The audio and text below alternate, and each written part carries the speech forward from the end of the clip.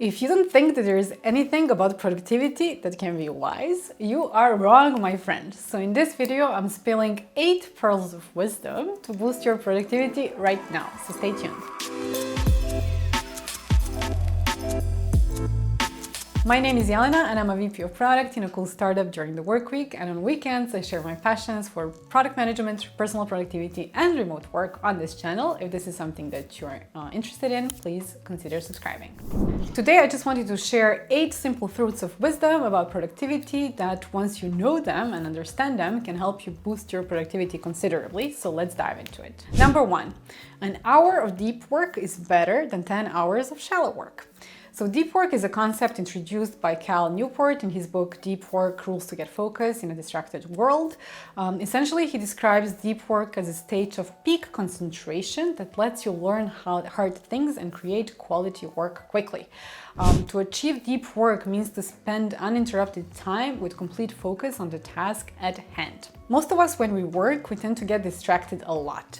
We get distracted by texts, notifications, social media, hopping over to Amazon to buy coffee filters, endless coffee breaks, and the list goes on and on and on and on. An average person at work gets distracted every 11 minutes. An even more shocking piece of data is that an average person is productive for only 2 hours and 53 minutes at work, probably because of all the distractions. So for this reason, being able to stay deeply focused on a single task for a period of time will always help create better results than doing shallow, distracted work for a longer period of time. So what this means for you and me is that raising awareness around how distraction is killing our productivity and actually making us work longer. So to work shorter, we all need to practice doing the deep work so that we can actually accomplish more. Number 2, delegate everything that costs less than an hour of your own work.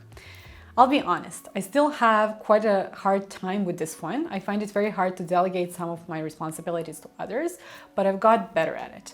I hired a housekeeper, I hired an editor to help me out with these videos, I hired a personal trainer to help me with my workouts. So delegating not only saves you time and energy, it often helps create better quality. I know for a fact that my videos are edited better by my editor than I could ever do it myself. I know my workouts are bringing me better results because I'm working with a professional instead of trying to figure out how to work out by myself. So the point is to delegate as much as possible to actually increase your productive output, especially when your time can be spent in a more useful way. Number 3. The cost of procrastination is higher than actually doing the work. Oh boy, how many years have I spent procrastinating and living with the dreaded feeling of guilt for not doing something that I was supposed to do? I know for a fact that this awful sinking feeling, eating my guts from the inside, cost me more trust in myself, more time and more energy than actually just doing the things that I was supposed to do and I was procrastinating around. These days, I can say I never procrastinate because procrastination is a sneaky thing that knows how to wrap itself in productive form so that it doesn't look like procrastination, such as checking your email, cleaning, organizing, or endless review of work, etc. While I don't procrastinate as much these days, I still struggle with it sometimes. Only now I learned how to recognize it better and snap out of it quickly. I recorded a video about this topic that I will link down below in the description box. But procrastination is truly a destructive force that in the end just costs you more than actually doing the thing that you're supposed to be doing, so be wary of it. Number 4. Each yes is a no to something else. So every time you say yes to a task, responsibility, engagement, whatever it may be, you're saying no to something else. Because we all have limited hours in the day and limited energy. No matter how hard we would like, there's no chance we can do everything.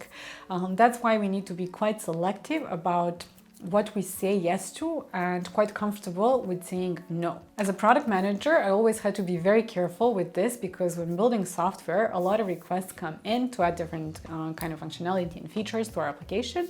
And if I said yes to each of these requests, our application could quickly become overwhelming for our users and quite useless. We all know of such apps that turn into an absolute useless mess. So saying no is critical in order to create a good user experience. So in your own life, each thing you say yes to should be aligned with your goals and experience you're aiming to create in your own life. That's why it should be very deliberate. So be cautious what you say yes to and get very comfortable with saying no. Number 5, busy does not mean productive. I don't think there is anyone who enjoyed being busy or talking about being busy than me. I was everywhere, my friend. Slack message or an email, you get response instantly. A new project at work, I'd be the first one who'd want to get involved. Invite to go to an event, count me in. Both my calendar and to-do list were full of stuff, and I was the busiest gal out there, and honestly, everyone knew it. I made sure they know it. And then I got into the productivity space and understood that just because I was constantly doing something, it didn't really mean that I was productive. So now, instead of trying to keep myself busy all the time, and I set clear outcomes for myself around who I want to be and what I want to accomplish, and then I work on aligning everything that I do with the outcomes that I want to create. I also learned to recognize all the forms of busy work that are not bringing me results, such as checking my email 100 times a day. So I invite you to reflect on some of the activities that you're doing that are keeping you busy, but are not really creating the results that you desire. Number 6, do the hard things first. I mentioned this on this channel a few times, but I like to eat my frog first thing in the morning or complete my hardest and most important task of the day. There are a few reasons for this. I'm a morning person and I'm most focused in the morning, so I'll complete any task with less effort if I do it when I'm energized. Second, doing it first thing in the morning helps me not procrastinate. I get it out of my way so that I don't need to experience the nagging feeling of guilt. And third, I love the feeling of having completed the most challenging task first, because I know that's the only thing, that if that's the only thing I did that day, it would still be good and a productive day. When you do the hardest, most important task of your day first thing in the morning, you considerably reduce the chances of not doing the task at all, because as the day progresses, your willpower and decision-making ability diminish. So doing the hard things first is easier when you have more willpower at the beginning of the day than towards the end of the day. Number 7, rest is productive. It took me a few years and burnout to finally understand that rest is actually productive and necessary. I used to be a person who would feel very guilty when I needed rest. For many years, I hardly took any time off, but I learned this lesson the hard way. So recently, I was in a coaching program and my head exploded when the coach scheduled her time off first when she was showing us how she plans her week. Can you imagine that? The first thing that goes on your calendar is rest time and leisure. I thought that my head is literally going to explode. While I'm not at the level of my coach just yet, I'm also aware that rest is necessary and productive. I understand that when I'm tired, I'm not doing my best work, and I understand that when I do get rest, I do things much better and faster. Also, I just want to remind you that rest doesn't mean just going on vacation. It can be a staycation or just a few hours off. Number 8, more work doesn't equal better results. We often hear that less is more, but somehow at the workplace, more became to mean more. Especially more hours, working more hours became a badge of honor for some people, and that's honestly not really true. I'd say that more quality work is more hours, not so much.